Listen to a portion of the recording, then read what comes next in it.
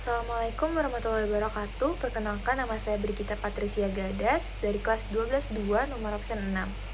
Pada kali ini saya ingin menjelaskan sedikit dari buku yang sudah saya baca, yaitu Kuncup Berseri karangan N.H. Dini. Selamat menyaksikan. Buku yang sudah saya baca ini berjudul Kuncup Berseri yang dikarang oleh N.H. Dini dan diterbitkan oleh PT Gramedia Pustaka Utama. Cetakan pertama buku ini diterbitkan pada tahun 1982, sedangkan yang saya baca atau cover yang ini itu diterbitkan pada tahun 2009 dan keduanya diterbitkan sama-sama di kota Jakarta. Buku ini memiliki 173 halaman dan ada 9 bab di dalamnya. Alasan saya memilih buku ini yang pertama itu karena cover bukunya sendiri. Cover bukunya ini hampir mirip dengan gambaran saya beberapa tahun yang lalu. Dan dari cover ini saya bisa merasakan bahwa ada seorang remaja perempuan yang ingin hidup bebas. Lalu alasan yang kedua yaitu ketika saya melihat belakang bukunya, saya bisa mengetahui bahwa buku ini itu menceritakan masa-masa N.H. Dini di waktu bangku sekolah, khususnya di bangku sekolah menengah atas atau SMA. Lalu yang membuat saya tertarik itu adalah kenyataan bahwa buku ini menceritakan masa-masa N.H. Dini di SMA, dan saya juga saat ini sedang ada di SMA. Jadi saya merasa kayak saya bisa lebih relate dan lebih santai untuk membaca buku ini. Jadi buku ini itu menceritakan masa-masa SMA-nya N.H. Dini dari tahun pertama sampai tahun ketiga. Nah, sebelum N.H. Dini masuk ke SMA, ini juga diceritakan bahwa N.H. Dini sendiri itu yang memilih untuk melanjutkan pendidikannya ke SMA di bidang sastra, lalu disetujui oleh ibunya. Nah, di buku ini nggak cuma diceritakan saat masa-masa sekolahnya aja, tapi N.H. Dini itu juga ternyata diceritakan bahwa dia aktif di kegiatan luar sekolah. Contohnya dia dan kakaknya yang bernama Teguh itu membuat kelompok sandiwara atau yang sekarang dikenal dengan teater bernama Kuncup Seri. Nah, Kuncup Seri ini itu sering banget melakukan siaran-siaran di RRI Semarang atau Radio Republik Indonesia Semarang. Nah, nggak cuma sebagai pembuat kelompok ini aja, tapi ternyata N.H. Dini itu juga ikut langsung main di dalam sandiwara tersebut. Dia juga pernah membuat naskah, dia juga mengurusi iringan lagu atau musik yang akan ditampilkan selama sandiwara itu. Bahkan dia juga yang menjadi pihak penyambung antara Kuncup Seri dan pihak RRI Semarang. Terus selain Kuncup Seri, ternyata N.H. Dini ini juga membuat kelompok sandiwara di sekolahnya yang bernama Pura Bakti. Menurut saya, kelompok sandiwara Pura Bakti ini itu kalau di zaman sekarang bisa disebut sebagai ekstrakurikuler, karena mereka lingkupnya masih di sekolah. Selain itu, saat SMA, N.H. Dini itu juga sudah mulai aktif mengarang atau menulis. Bahkan beberapa tulisannya atau karangannya itu sudah diterbitkan di majalah kisah yang ada di Jakarta. Nah, contohnya karangannya yang diterbitkan pertama kali oleh majalah kisah itu judulnya Pendurhaka. Itu menarik perhatian dari H.B. Jasin. Saat itu H.B. Jasin mengkritik, tapi N.H. Dini sempat nggak mau jawab kritikannya, nggak mau menulis surat pada H.B. Jasin, tapi karena temannya istilah kayak mengkompori dia untuk menjawab tulisannya, akhirnya dia menjawab tulisan atau kritik dari H.B. Jasin. Selanjutnya, lingkup pertemanan N.H. Dini itu nggak hanya di sekolah atau di SMA-nya saja, tapi N.H. Dini juga mempunyai teman pena dari berbagai kota. Ada di Yogyakarta, ada di Jakarta, bahkan ada yang di Palembang atau di Pulau Sumatera. Nah, salah satu yang saya ingat adalah Duri Abdurrahman atau yang biasanya N.H. Dini panggil Kak Duri. Saat Kak Duri ini main ke Semarang, Kak Duri sempat mengunjungi rumahnya N.H. Dini. Terus mereka berdua ngobrol-ngobrol, bahkan N.H. Dini ngajak Kak Duri itu untuk makan di tempat yang bernama Yaik. Nah, sampai akhirnya malam hari mereka pulang balik ke rumah N.H. Dini, dan saat itu mereka masih ngobrol-ngobrol juga. Terus ada juga temannya di Jogja bernama Ati.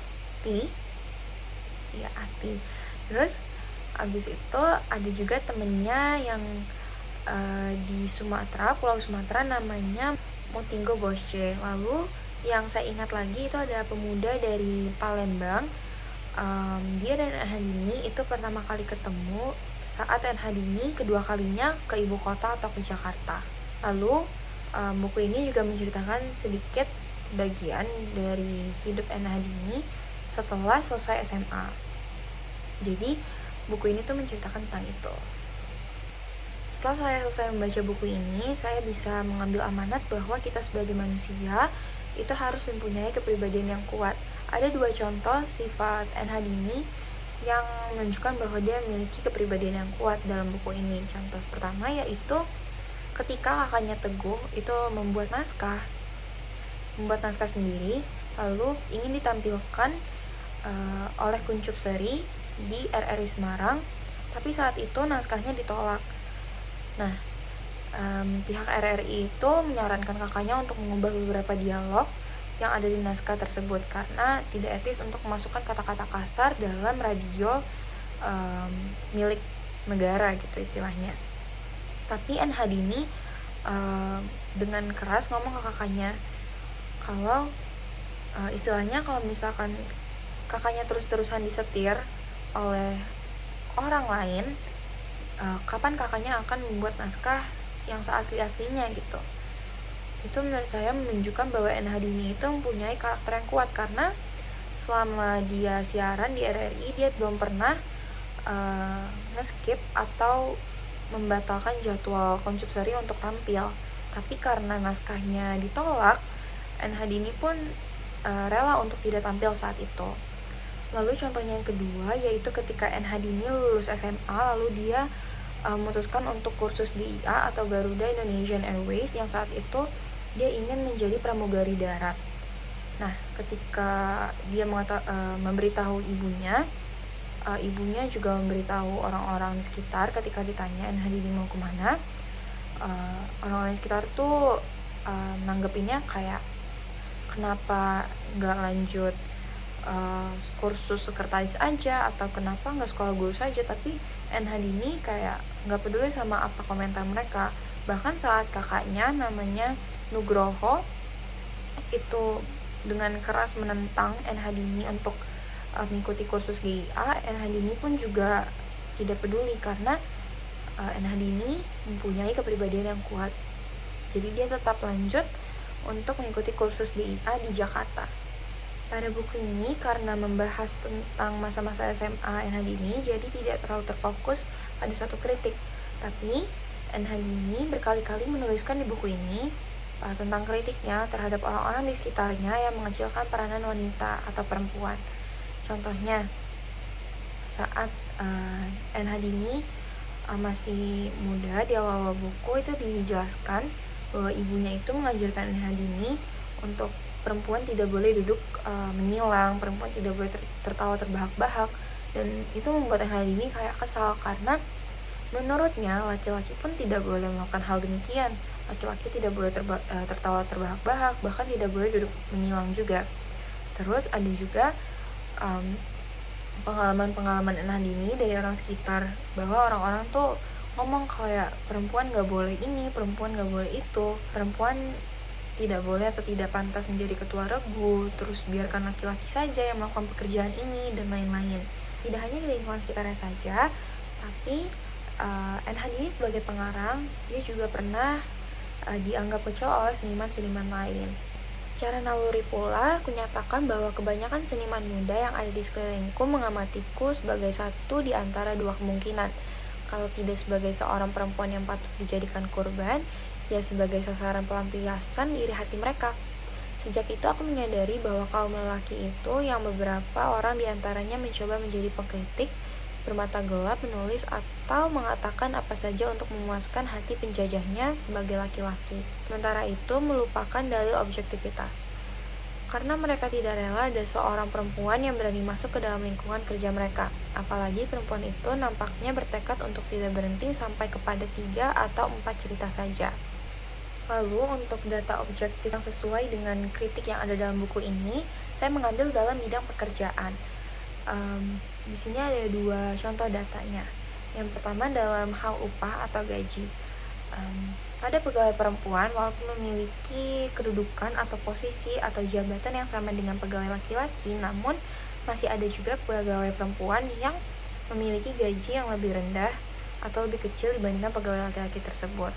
Lalu di data yang kedua, bisa dilihat bahwa dalam sebuah kantor atau pekerjaan, pegawai perempuan masih ada yang mendapatkan perilaku pelecehan seksual dari rekan kerjanya atau atasan kerjanya. Dari dua contoh data tadi bisa dilihat bahwa problem saat ini dan problem yang dialami NHDini itu sama atau selaras, yaitu sama-sama mengecilkan peranan perempuan atau menganggap perempuan remeh, atau orang-orang di sekitar kita tuh masih memiliki pemikiran bahwa kedudukan perempuan itu lebih rendah dibandingkan laki-laki, khususnya di bidang pekerjaan. Sekian pembahasan saya mengenai buku Kuncup Berseri dari NHDini. Untuk teman-teman yang penasaran tentang cerita masa-masa SMA-nya NHDini bisa baca di buku ini ya. Bye-bye, terima kasih. Wassalamualaikum warahmatullahi wabarakatuh.